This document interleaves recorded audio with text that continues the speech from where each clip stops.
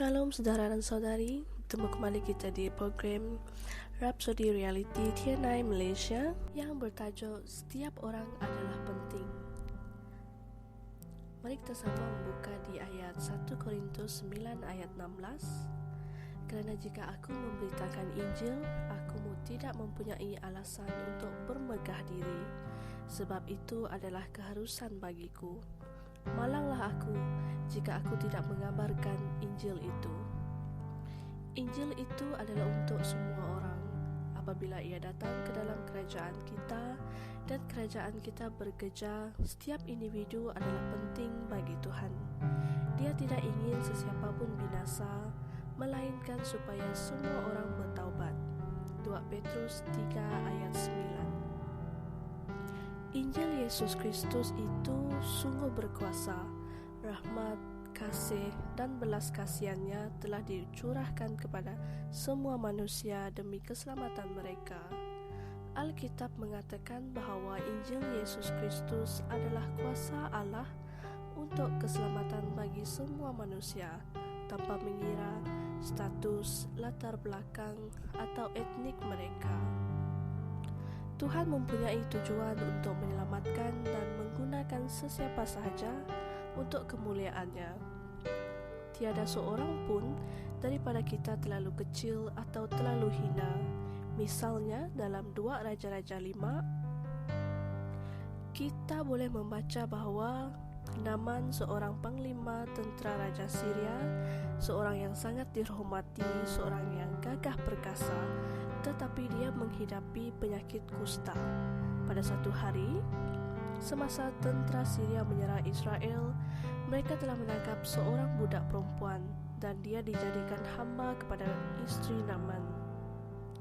Beberapa kemudian, hamba budak kecil Israel ini bersaksi kepada Naaman. 2 Raja-Raja 5 ayat 3. Dan bukan sahaja Naaman disembuhkan daripada penyakit kustanya melalui Nabi Elisha, malah panglima tentera ini juga telah bertaubat dan menjadi penyembah Tuhan Allah Israel. Pernah mendengar kesaksian yang sama ini tentang bagaimana panglima-panglima tentera dibawa kepada Kristus.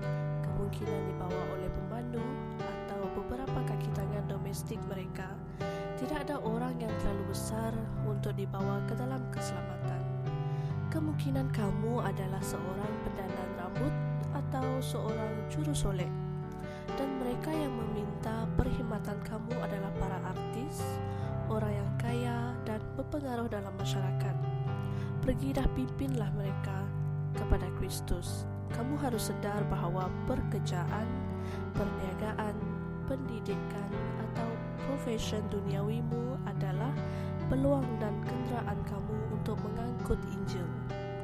Jika kamu berada di dalam transit, sama ada dalam bas, kereta api atau dalam kapal terbang, bersaksilah kepada para penumpang yang ada bersama dengan kamu.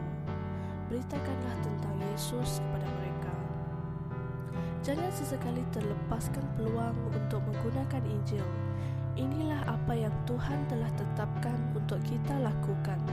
Oleh itu, jadilah berani dan jangan takut.